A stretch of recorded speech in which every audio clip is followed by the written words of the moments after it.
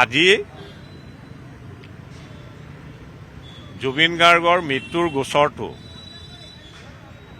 Session আদালতৰ মজিয়া পোৱাৰ পৰিপ্ৰেক্ষিতত যিসকল অভিযুক্ত আছে 7জন আজিৰ গোটেই কোৰ্টৰ প্ৰচিডিং ভিডিঅ' আৰু ইলেক্ট্ৰনিক মোডত কাৰ্যত সমাপ্ত কৰা হৈছে। পৰৱৰ্তী তাৰিখ ফৰ কনচিডাৰেশ্যন অফ চাৰ্জ যিকোনো ছেছন ট্ৰাইবল অফেন্সৰ এইটোৱে প্ৰক্ৰিয়া। কিমান তাৰিখ দিছে? 3 জানুৱাৰী 2026 চনত দিছে। এই যি তাৰিখ ধাৰ্য আদালতে আজি কৰিছে সেই তাৰিখৰ দিনা যি দিন ধাৰ্য কৰা হৈছে পৰৱৰ্তী তাৰিখ সেই তাৰিখটো হৈছে কনচিডাৰেশ্যন অফ চাৰ্জৰ বাবে।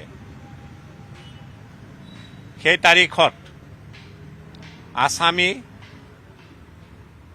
ফিজিকেলি হাজিৰ হ'লেও চাৰ্জ ফ্ৰেম কৰিব বা নকৰিব তাৰ ওপৰত সিদ্ধান্ত আদালতে ল'ব পাৰে। একেদৰে ভিডিঅ' বা ইলেক্ট্ৰনিক মোডৰ জৰিয়তেও এই কাৰ্যৰ সফল পৰিসমাপ্তি আদালতে ঘটাব পাৰে। চাৰ্জ যদি ফ্ৰেম হয় নিশ্চিতভাৱে তাৰ পৰৱৰ্তী তাৰিখবিলাক ধাৰ্য কৰা হ'ব প্ৰচিকিউশ্যন এভিডেন্সৰ বাবে।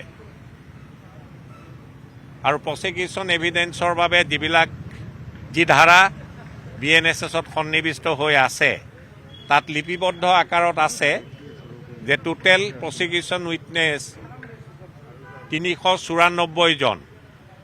এই 394 জন আপোনাৰ যি প্ৰশ্ন আছিলে যে তেখেতক ফিজিকেলি আদালতত হাজিৰ থাকিব লাগিব নে নাই, BNSSৰ 254 ধাৰাত লিপিবদ্ধ আকাৰত আছে যে প্ৰচিকিউশ্যন উইটনেছ বিলাক আদালতত সুশৰীৰে হাজিৰ নোহোৱাকৈও বা ইলেক্ট্ৰনিক বা ভিডিঅ' কনফাৰেন্সিং মোডেৰে তেখেতসকলৰ সাক্ষ্যদান আদালতে গ্ৰহণ কৰিব পাৰিব। ইমানেই। মোৰ বন্ধুজনে কোৱাৰ লেখীয়াকৈ পৰৱৰ্তী যি তাৰিখ জানুৱাৰী মাহত ধাৰ্য কৰিছে সেই তাৰিখৰ দিনা সেই দিনটো ধাৰ্য কৰা হৈছে ফৰ ফ্ৰেমিং অফ চাৰ্জ আৰু প্ৰডাকশ্যন অফ একিউজ বুলি। ইমানেই। ধন্যবাদ।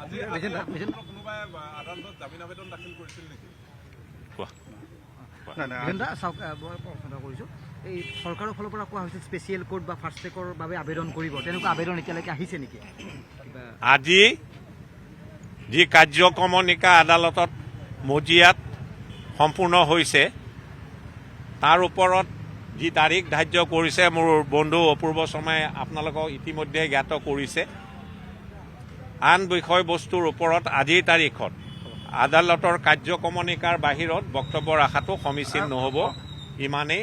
ধন্যবাদ। অভিযুক্ত হৈ ওকালতি নকৰিম বুলি কৈছিলে, কিন্তু এতিয়া দেখা গ'ল যে এজন অভিযুক্ত অধিবক্তা লৈছে। সদৌ অসম উকিল সন্থাই যিটো আবেদন দিছিলে অসমৰ অধিবক্তা সমাজলৈ তাত লিপিবদ্ধ আকাৰত এই কথাখিনিকে কোৱা হৈছিলে যে যিকোনো অধিবক্তাই এই গোচৰটো ল'লে তেওঁ প্ৰথমে চিন্তা কৰিব লাগিব তেওঁৰ সামাজিক ৰেছপন্সিবিলিটিৰ কথা আৰু তেওঁৰ যি প্ৰফেচনেল ৰেছপন্সিবিলিটি সেইটো মুখ্য নহ'ব, সেইটো গৌণ হৈ ৰ'ব বুলি সেই এপিলটো আজিৰ তাৰিখলৈকে অসমৰ সমূহ অধিবক্তা সমাজে সন্মান জনাই আহিছে।